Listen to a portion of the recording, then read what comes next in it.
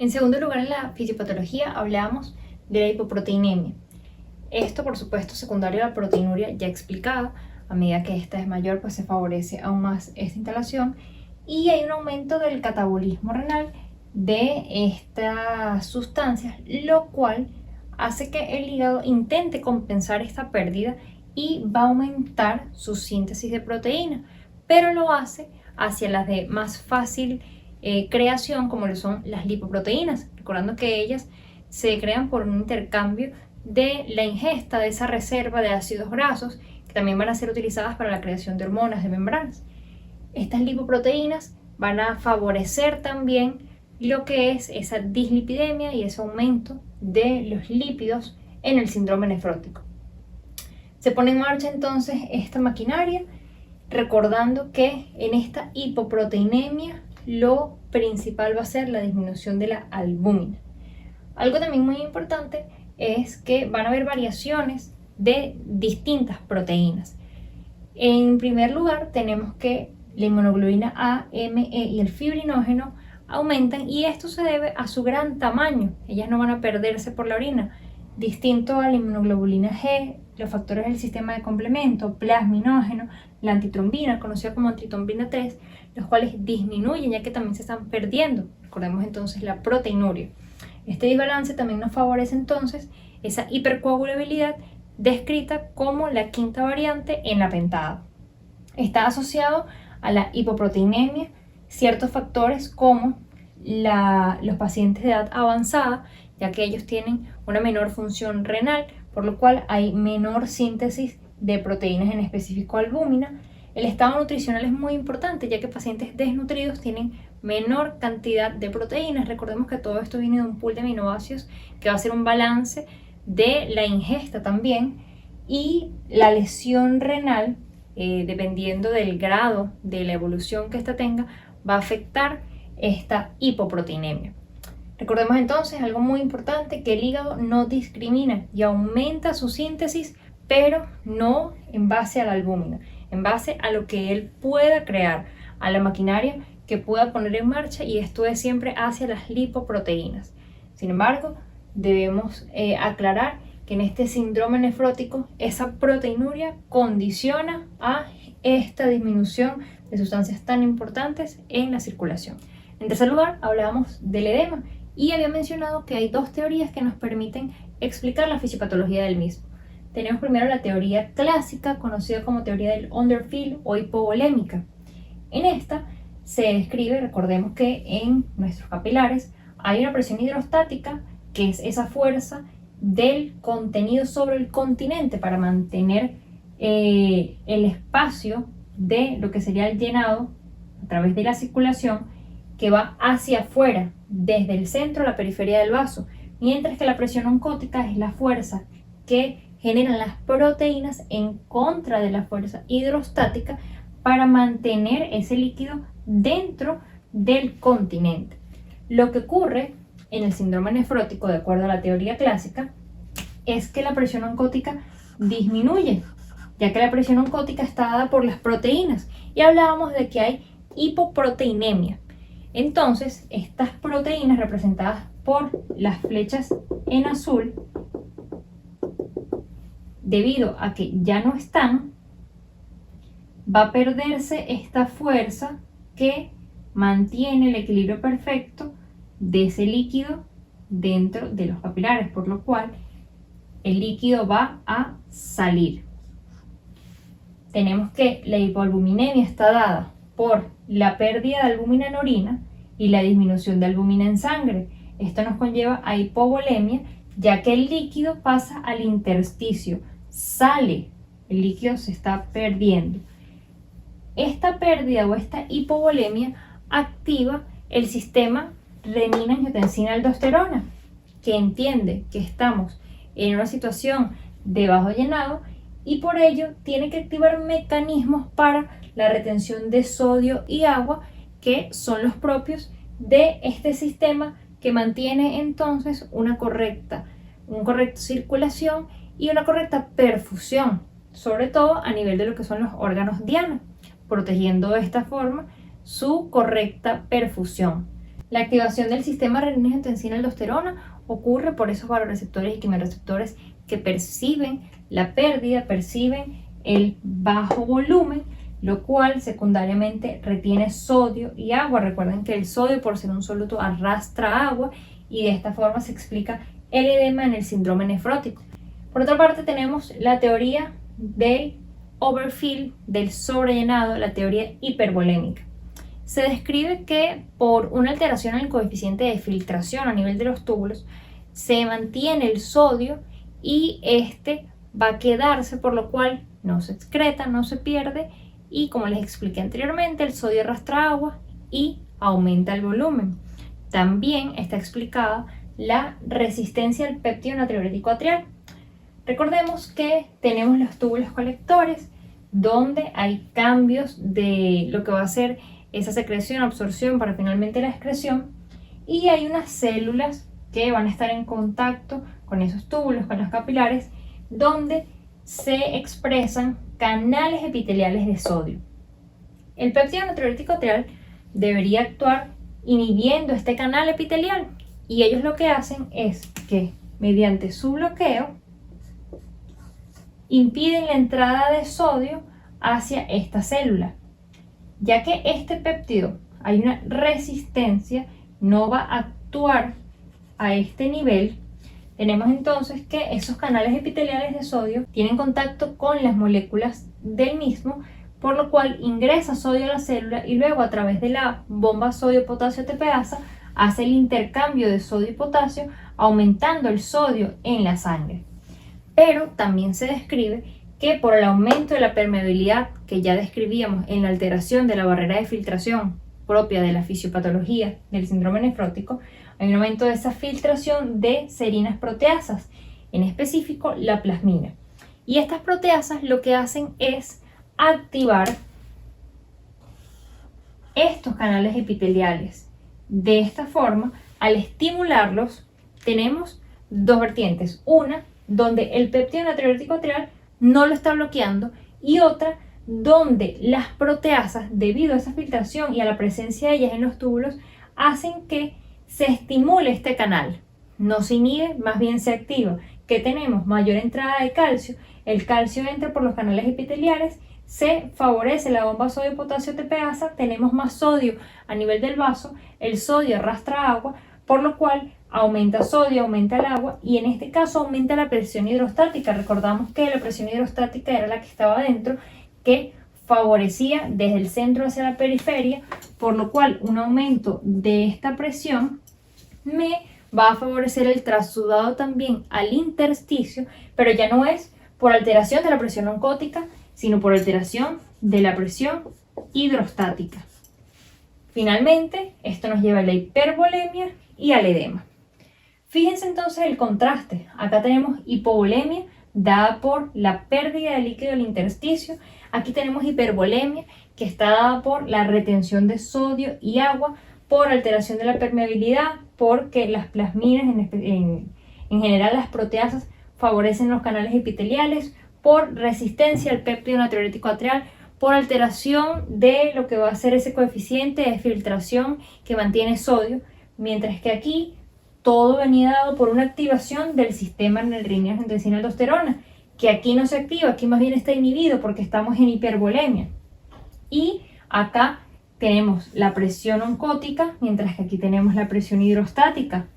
Esta está disminuida, mientras que aquí la presión hidrostática está aumentada. Son procesos distintos, es una teoría clásica, una teoría alternativa que en la última década ha venido cobrando mayor importancia debido a diferentes presentaciones en los cuadros clínicos de los pacientes. Lo importante es entender la fisiopatología, las causas y que una u otra vía nos lleva al edema. Con respecto a las dislipidemias, a la hiperlipemia, a la lipiduria, principalmente los pacientes con síndrome nefrótico cursan con hipercolesterolemia, alrededor de un 85% de ellos, incluso un 25% alcanzan niveles de 400 miligramos de decilitros de colesterol. En segundo lugar, se habla de la hipertrigliceridemia, sin embargo, esta va a guardar relación con los niveles en descenso de la albúmina cuando estén aproximadamente entre 1 o 2. En este caso, hay también distintos factores que precipitan o favorecen esta hiperlipemia. Primero tenemos un aclaramiento, una disminución del aclaramiento de las lipoproteínas. Y esto se da porque tenemos unos receptores de LDL que favorecen que se capten esas lipoproteínas para su posterior uso, ya sea a nivel de reserva, almacén, creación de hormonas, por ejemplo. ¿Qué ocurre? En el síndrome nefrótico hay una proproteína convertasa subticilina quexina tipo 9, la cual aumenta su síntesis, su expresión, y ella va a unirse justamente en este receptor.